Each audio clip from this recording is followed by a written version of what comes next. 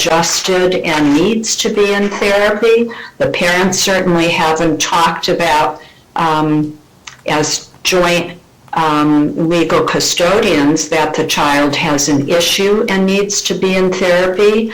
And this therapist woman has said that Viha has no problems expressing herself. Well, I'd like to lay the foundation for the need. Well, if you can, Okay. you can proceed, but you need to lay a foundation for this as being therapy and not just for purposes of this litigation. Yes, Your Honor. Thank you. May I proceed? Yes. Okay. Marjorie, what are your thoughts about whether this, you said that the child is well adjusted. Do you believe she needs any kind of therapy to cope with the changes in her life? There's a lack of foundation for that question, as far as there's a lack of foundation for the response. Well, she did testify that she saw the child on 3 occasions, but your point is well taken, Mr. Vella, so if you could explore further to see how she reaches her decisions, and recommendations in that regard. Yes, Your Honor. Does she do testing, or how does she reach her recommendation that a child is in need of therapy? That's a great question, Your Honor. Marjorie, go ahead and answer the judge's questions. How would you reach those conclusions from how from your methods of practice? Right. Well, I would, if there was a great deal of confusion about what's going on, if she expressed great concern about this move, of course, if she expressed any, fears. I didn't mean to imply that she needed therapy at all. 3 times to see a child is really not that, that's a reasonable amount of assessment. So I'm kind of confused by the question.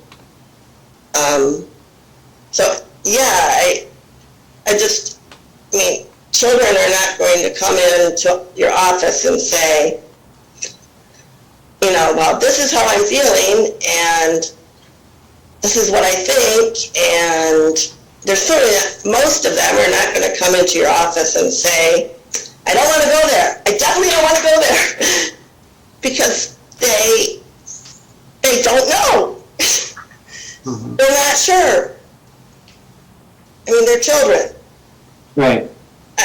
I'm sorry. Like I say, I did not mean to imply that she needed therapy. Neither is 3 sessions even, that's not considered therapy.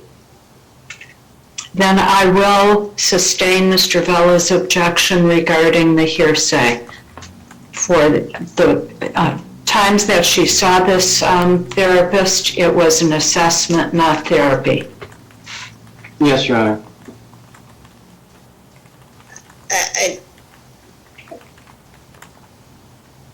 So what is your assessment?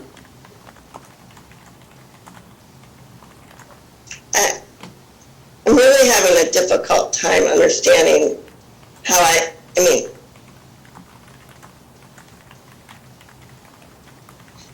don't understand. Did you make an assessment at some point in a letter? Yes.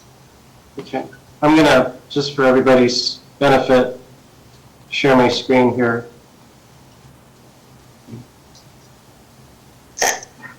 Can you, I don't know where it is. I'm not seeing it.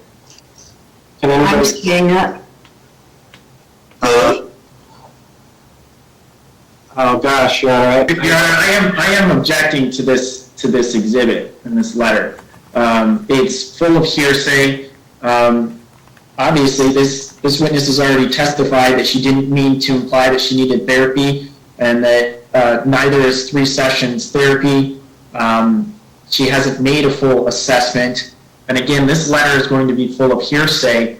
which the court has already ruled on the child statements are hearsay. So I'm objecting to this being shown to the court or admitted as an exhibit. Sustained to the extent that it has hearsay in it.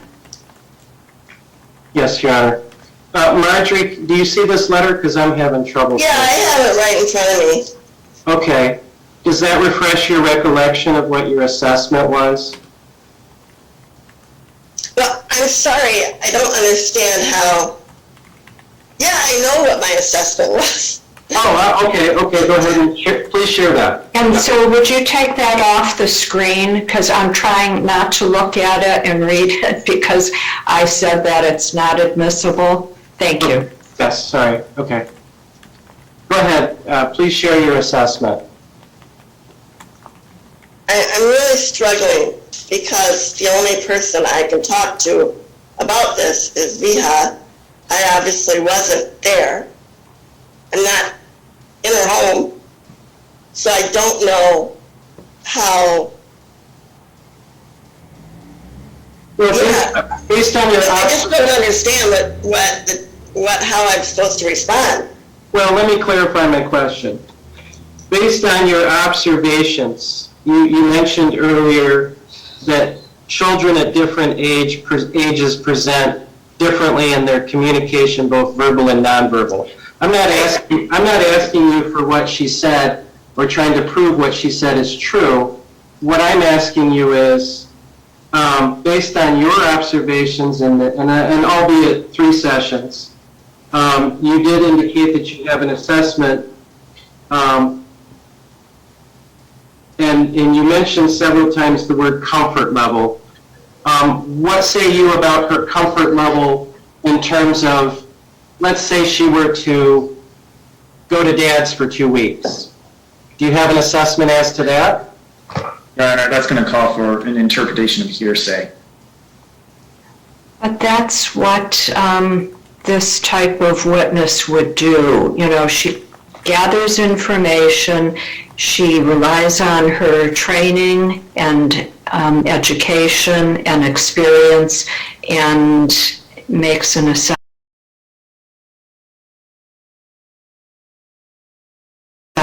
So I am going to allow her to testify as long as she doesn't tell us what was said by someone who isn't here to be cross-examined on those statements.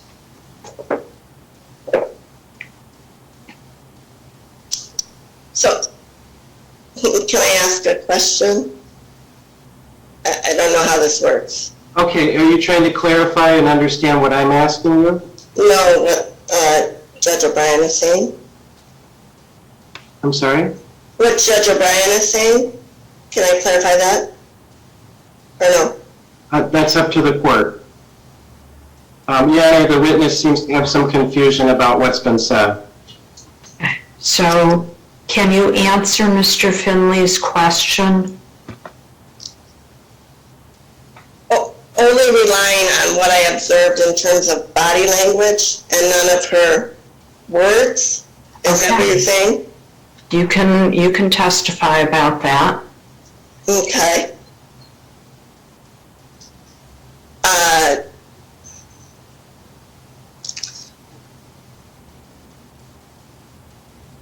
She seems comfortable with her mother.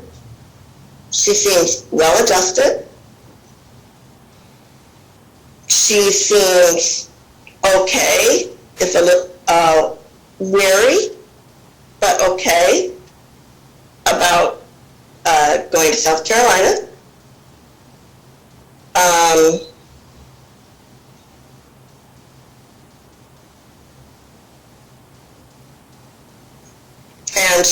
I can't say what she said.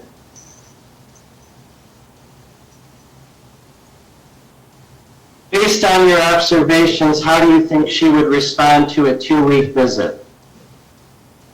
I think based on the closeness that I observed through her mother, with her mother, I think that would be difficult for her. Okay, for how long? Because kids can adapt. For 2 weeks, he said? No, what I should clarify my question. So what I understand you to be saying is, at this point in her life, a 2-week stretch would be difficult, but at what point, if she were to progress over time, would she eventually come to, if you know, or if you have an opinion about it, be okay with that amount of time? I would, of course, my professional opinion, the need to listen to the child, not only what she says, but what she conveys through various things is the most important thing. So I could certainly see her in the future going to see Dad for 3 weeks or 2 weeks or whatever. Certainly as she gets older. But that's what I, as a professional, that's what I think. It needs to be based on the child's needs. And as time goes by and she becomes more comfortable and closer to her father, you would expect that she would be more comfortable and it would be appropriate for her to go for a longer period of time. I mean, that's my professional opinion, backed up by common sense and family dynamics. So give me an example of what that progressive schedule would look like over time. Knowing that she's 6 now, what would that look like?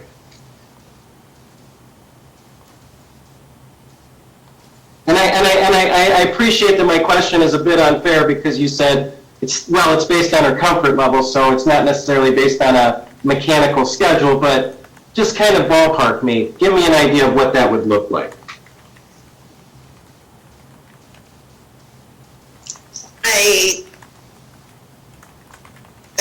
I think the current schedule is 1 week a month during the summer. That's my understanding of it. I might have that wrong. And well, let's start with that. Do you think at this point, knowing what you know about Viha as a 6-year-old, do you believe she would be fine with a week during the summer with her dad? I think what I wrote is that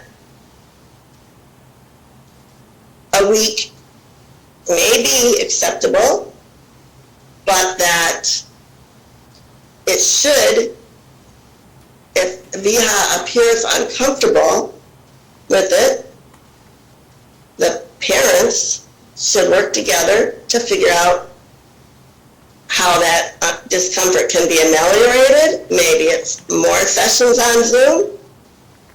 Maybe it's an early trip home the first week. So that's, I don't. I understand.